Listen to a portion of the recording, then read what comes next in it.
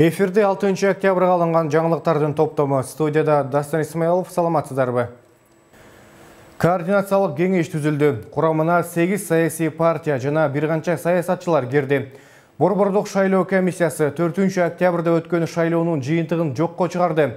Бишкек шаарынын мэри Азиз Суракматов кызматтан кетүү тууралуу арызын жазды. Ушул жана башка жаңылыктар менен алдыда кененирээк тааныштырабыз.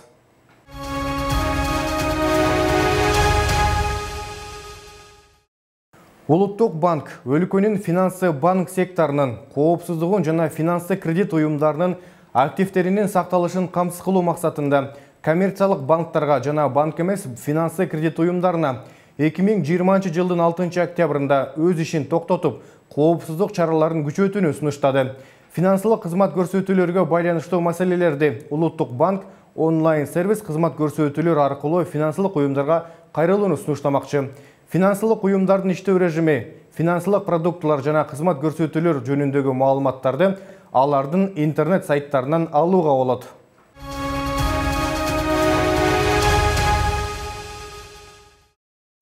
Бишкекте 8 саясий партия координациялык кеңештин жыйынына чогулду.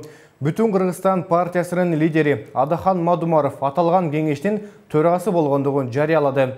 Ал түзүлгөн саясий координациялык кеңеште кызмат бөлүштүрүү менен алектенбей тургандыгын билдирди.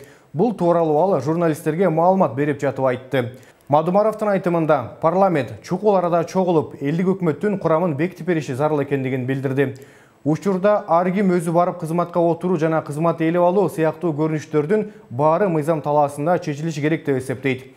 Саясий координациялык кеңешке учурда Бүтүн Кыргызстан, Бир Бол, Республика, Замандаш, Атамекен, Реформа, социал-демократтар, Ордо партиялары кирди. Ошондой эле курамга саясатчылар Темир Сариев, Өмүрбек Бабанов, Өмүрбек Текебаев жана Равшан Жээнбеков дагы кошулду.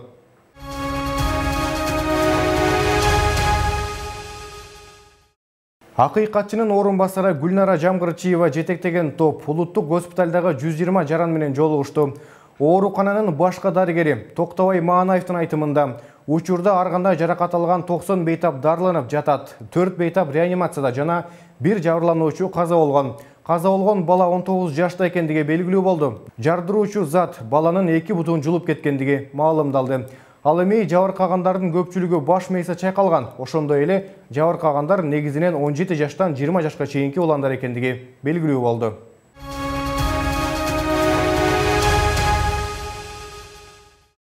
Бишкек шаарынын мэри Азиз Суракматов өз каалоосу менен кызматтан кетүү боюнча арызын жазды.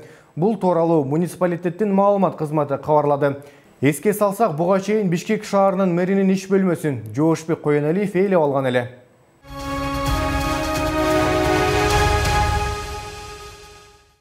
Ош шаардык кеңешинин депутаттары 6 октябрда кезексиз жыйынга чогулуп, шаар мэри Таалайбек Сарыбашевка ишеним көрсөтүү маселесин карашты.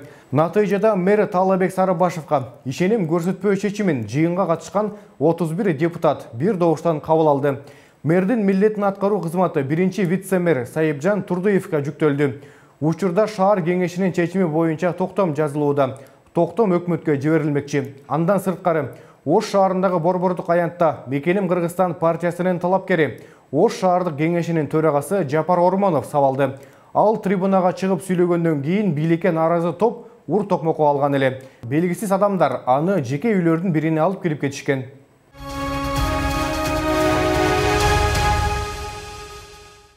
Кечээ 5 октябрда шайлоонун жыйынтыгын жокко чыгаруу боюнча митингде болжолдуу түнкү саат 4-төрдө мурдагы вице-премьер-министр Тайырбек Сарпашев дагы сабалган.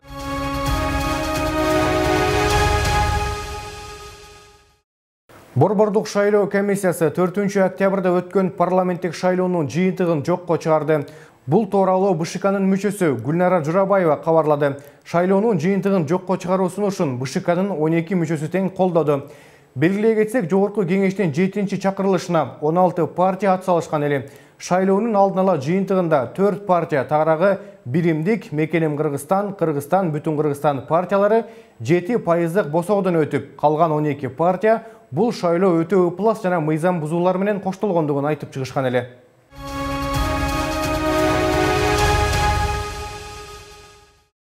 Ысык көлдө 11 адамдан турган элдик коалиция деп аталган топ түзүлдү. Бул тууралуу Каракол шаарынын тургуну Таалай Отунчиев билдирди. Биз элдик коалицияны түзүп жатабыз, анда бир дагы партиянын өкүлү жок. Эми 11 киши катталган коалиция аймактагы элдин ынтымагын ыдыратпай кармап турууну максат кылууда. Ар бир райондон өкүл киргиздик. Алар жерлерде тынчтыкты сактап, облустук өкүл Балбак Төлөбаевка жардам берип турмакчы. Биз мародёрлукка, башаламандыкка жол бербешибиз керек. Өкмөттүн иши турукташкандан кийин биз аларга баарын өткөрүп берели деп чечтик. Отунчиевдин айтымында уюмду түзгөндөр Балбак Төлөбаевди элдик өкүл кылып бекитишти.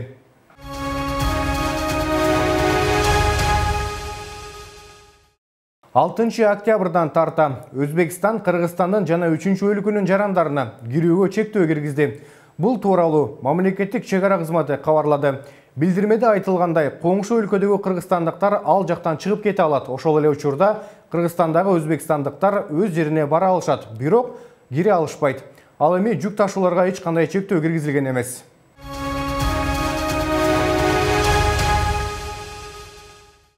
Казак бийлиги Кыргызстандагы кырдаал боюнча өз пикирин билдирди. Бул тууралуу Казакстандын президентинин маалымат катчысы Берик Уалиге шилтеме берип, Спутник Казакстан агенттиги кабарлады.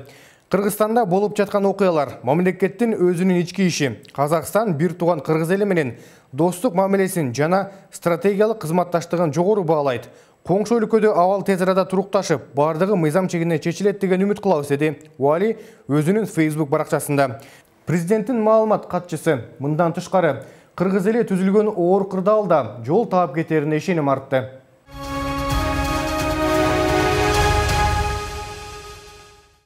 Алдыда 7 октябрга карата аба ырайы тууралуу маалымат.